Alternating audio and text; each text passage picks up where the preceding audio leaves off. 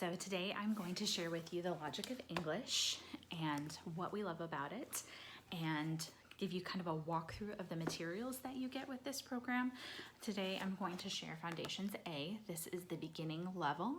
So with my youngest, I wanted to make sure that we took our time in learning to read. And things that were important to me were that it be an Orton Gillingham approach, which that's what this is. It's very multi-sensory. They're learning phonics through it. And I really wanted it to be something that wasn't overwhelming, something that we could take our time with and not feel like we have 15 things to do each day, but something that we could really build the skills and make it fun. I really want him to love to read, and that's really, really important to me. For my oldest, it just clicked, and he learned to read with a Becca curriculum, which is very, very worksheet heavy. My youngest is more kinesthetic, and I don't want him to get overwhelmed by the challenge of learning to read. So we took our time going through this level A. Typically, you can do level A and level B for your kindergarten year. With my youngest, I wanted to take our time. So like I said, we spent, a few days here and there working on the curriculum. And I have to say, I'm really glad. He turned 6 in December, so partway through the school year. And I have noticed since then, in the second half of the year, things have clicked. We don't have to go over and over and over the letter sound anymore. He gets it because he's starting to be ready for it. So that was really, really important to me. And of course, you are the parent and you choose when you should start. Typically in a Charlotte Mason curriculum, most people who have read Charlotte Mason want to follow that not starting till 6 idea, because that is what she recommended as well. And that's not to say that you're not practicing, like, oh, hey, there's the letter I, or here, you have that awareness of language, you're playing with words, you're doing a lot of oral things, but they're not sitting and doing book work until then. So I knew that I wanted to do this for kindergarten, and we just started it slow. So he was still 5 when we started, and now it has started to really click, and I can see that we'll probably move through possibly 3 levels this coming school year for first grade. So typically first grade you would see level C and D. They're making interesting noises back there. But I think that my youngest, because it is clicking, will probably move much more quickly through the levels now that he is like, yeah, I've got this. So the nice thing about Logic of English is that it tries to give you a reason for why a sound is made in a word. So when you learn the sounds, for example, when you learn the letter A, you learn all the sounds of letter A. You don't just learn A, and then at the end of the year go back and learn the A, that sometimes it also says A. You learn that it sometimes says A, sometimes says ah, and then of course A. So 3 sounds for the letter A. And I think that's really helpful. For some kiddos, that might be overwhelming to learn all those sounds at first. So it's something to take into account. I do often emphasize that most of what we're going to read, especially when we're getting ready to read a little book together, I'll say it's the short sound. That's that first sound that we practice in each letter. That way when they're coming to a vowel, they're not thinking, oh, which is it, A, or ah? They can think, oh yeah, we're practicing these short sounds right now. And then as you build the skills, they will put into practice more of the long vowels and the other vowel sounds. So that's something that I'm doing with him. That's really helped him as well. I highly recommend this Logic of English program. This is the foundations option, so this is your beginning reader. They also have an essentials program, and I don't have experience with that, but being a former kindergarten teacher, I felt like this was a great bridge between a formal reading curriculum that is brain-based, like based on how kids learn well, and not being too heavy with worksheets and tasks to do every single day. So I felt like it really bridged that gap for us, and we will continue it into next year. So now I'll go through and I'll show you some of the material that I got. I got it used on the Facebook page for Logic of English that I got for this year. We do have a couple lessons to finish in level A because, like I said, we took our time, and I felt like with quarantine and everything this year, I really wanted to make my kids have great memories, and so we took a lot of time to play and learn other things and spend that time together, since everyone else in the country was having to take this time off too. So I don't feel bad that we're not done with level A. We'll finish it up and then probably sell our curriculum until I have another little person that I need to educate, which isn't anytime soon here. So I'll go ahead and share now what all the materials look like. You can purchase them in a package. You can also purchase them individually, or if you're someone who wants to use maybe the iPad to read the text from, or even if you have an Apple Pencil and you like to do activities in Evernote. I know lots of people like to do that. They have digital options now, which is great. So I'm going to flip the camera over and you all will be able to see the material.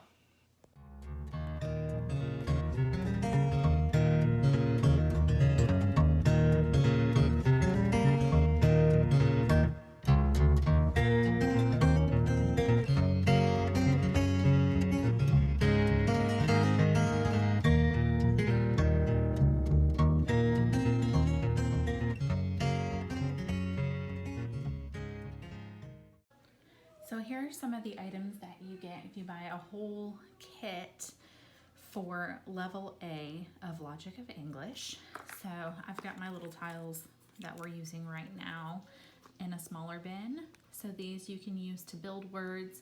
We also use bananagrams for that. And then we have some like letter stamps as well that we can play with letters, or sometimes even just writing it on the chalkboard or a whiteboard is exciting. So we don't always use these, but these are good to pull out for building words. They also have cards that have the phonograms on them. So you look here, this has options for playing games in here. And then if I go further down the stack here, I should have pulled them out. You can see that there's actually different options to play here.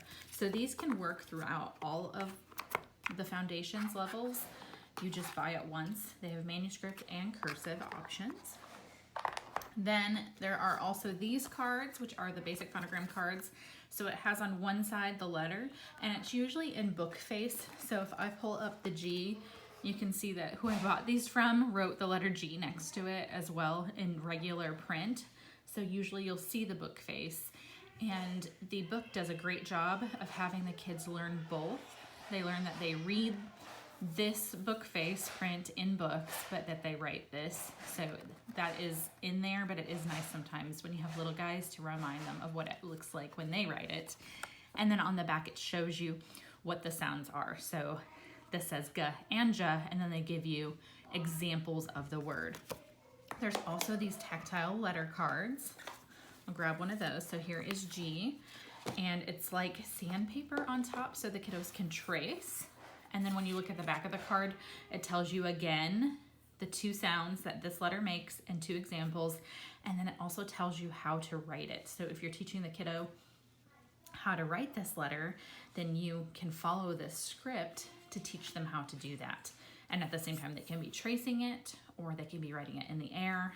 So it's nice to have it all together so you're not constantly going back and thinking, how did they make me teach this? And I don't always follow this because I used to teach kindergarten. There's some ways that I teach how to write a letter that I prefer. For example, with G, I prefer to make a magic C. I think that's easier for kiddos. So we don't do as much of the curve as they do here in this Logic of English curriculum. Of course, that's your call, your kiddo, all of that. So this is the Doodling Dragons book. This has all of the beginning sounds that you need to learn, and it's every sound for every letter. So example here, when you go to H, H just has one sound. It only says H. So every picture in here has to do with that H sound, and each word has to do with that H sound. But if we go here to I, you can see that I says I, E, and Y. And so every picture here gives an example of those sounds, and then it marks it for you too, which the kiddos will eventually learn that when you have that little swoop, that means a short sound, but they don't really need to know that right away. This is more for you when you're reading the book with the kiddos. So this is a cute way for the kiddos to learn that. This is the workbook. I have most of our pages pulled out of here, but I thought I would just show you one for example.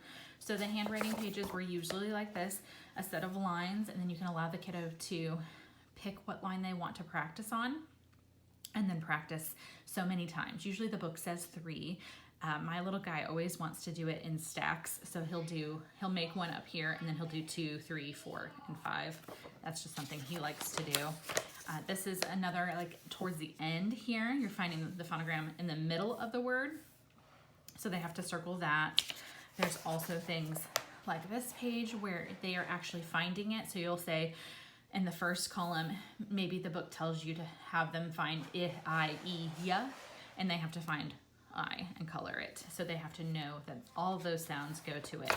And then in the back of the book, there are some tear out pages for little readers. We are behind a few lessons in this. We really took our time getting through it. So we will finish those up before we move on to Foundations B. And then this also came, this little set right here came with a package that I purchased from someone else.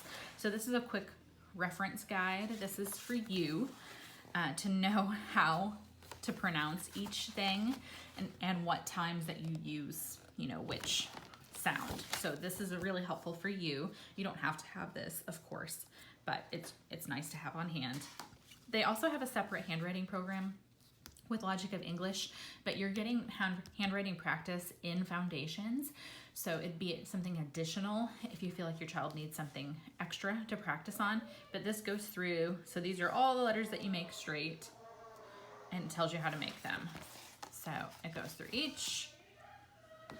It also gives you, a lot of times they will start with these, like the angle up or the circle, because it's a part of a letter, and so they teach that, like this is part of D, and they teach that separately in the curriculum. And then this is the teacher manual. So this is Foundations A. This is the very beginning where you would start a child who's not yet reading. It goes through all the letter sounds, and I'll flip into one of the first lessons. So this is lesson 2. You can see that they're listening to the sounds. So example, I will say a sound. Tell me if it's voiced or unvoiced. You place your hand on your throat and you test each one. And then you practice whether or not a sound is nasal or not. And then also in this lesson, they're learning the downstroke and the swing stroke. They're reviewing. So these are parts of other letters. It's not a full letter yet. So then let's flip to lesson 23. Here you're reviewing the phonograms that they have already learned. This is giving them the word, and then they show you the phonogram that goes with it. This is the ending sound here. Another example is to practice the handwriting. So it gives you in this the actual cursive option and the manuscript option. When you look up here, it doesn't say that it's either on here. Let me show you right there. See, it just says teacher's manual. Whereas when you pull up this, you see it says Manuscript Workbook. So this is just manuscript. If you're wanting to teach cursive, then you need the cursive workbook. But both options are in here, which is really nice. Then it gives a game to play, spelling words, and you can have them use those letter tiles to spell these, write on a whiteboard, write with other fun tiles. We have those little Lego letter bricks, but we lost the brick that it snaps onto, so we need to get another one of those. And then it tells you what to do in the workbook as well. So example, reading words, and then they're drawing a line from the word to the picture kind of thing. I like that this curriculum is not worksheet heavy at the most. They have 3 pages to do in the workbook, but they're not full pages. I previously used a curriculum that was very, very worksheet heavy. And part of that is that it was designed to be used with a classroom. And so there was busy work for the kids to be doing when they were not like in a small group being pulled for reading. So knowing that, this curriculum has a lot less of that busy work. If you want to have your child practice the letter more often, they can do that with all those lines. But if they just need to practice it a few times, like it's not overwhelming. There's only a few lines on each page, which I really, really enjoy. So that is Logic of English Level A. Hopefully that was helpful. Like I said, we can plan to continue into Level B. And probably from there we'll see how we're feeling.